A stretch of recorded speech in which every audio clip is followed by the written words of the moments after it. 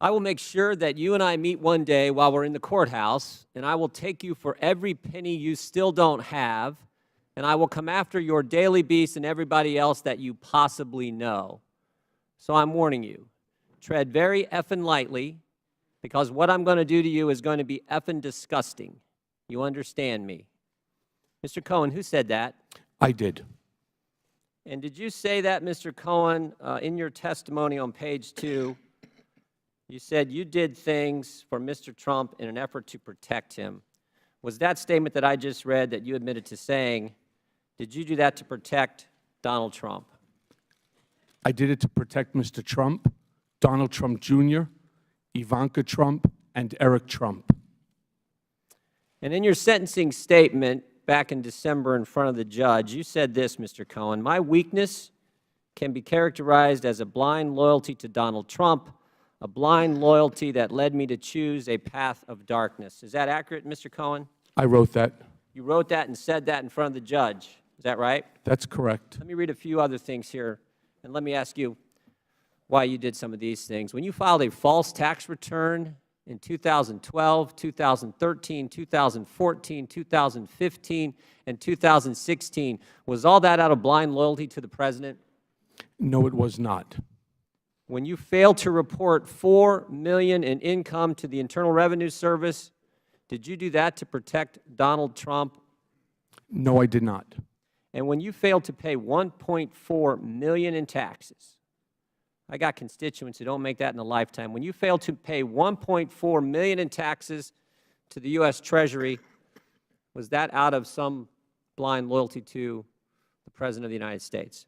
It was not, but the number was 1.38 and change, and I have paid that money back to the IRS at this time. I think the American people will appreciate that 1.3. And I would also just like to say it was over a course of 5 years, approximately $260,000 a year.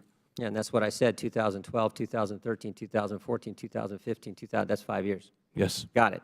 When you made false statements to financial institutions concerning a home equity line of credit, taxi medallions, and your Park Avenue apartment in 2013, 2014, and 2015, and you pled guilty to making those false statements to those banks, was that all done to protect the President?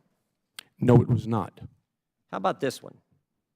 When you created the fake Twitter account, Women for Cohen, and paid a firm to post tweets like this one, in a world of lies, deception, and fraud, we appreciate this honest guy at Michael Cohen, hashtag TGIF, hashtag handsome, hashtag sexy.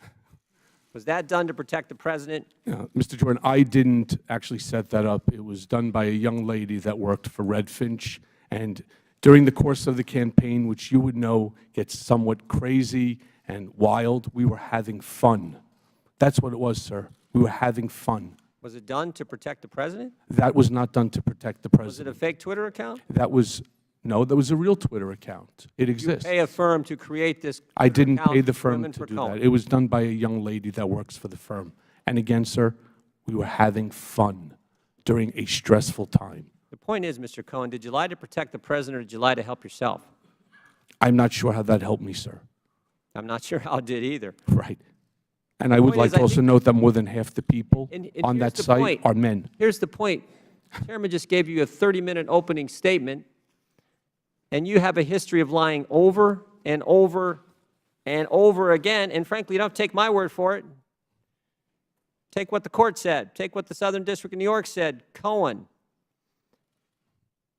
did crimes that were marked by a pattern of deception and that permeated his professional life. These crimes were distinct in their harms, but bear a common set of circumstances. They each involved deception and were each motivated by personal greed and ambition. A pattern of deception for personal greed and ambition, and you just got 30 minutes of an opening statement where you trashed the President of the United States of America. Mr. Cohen, how long did you work for Donald Trump? Approximately a decade. 10 years? That's correct. You said all these bad things about the President there in that last 30 minutes, and yet you worked for him for 10 years?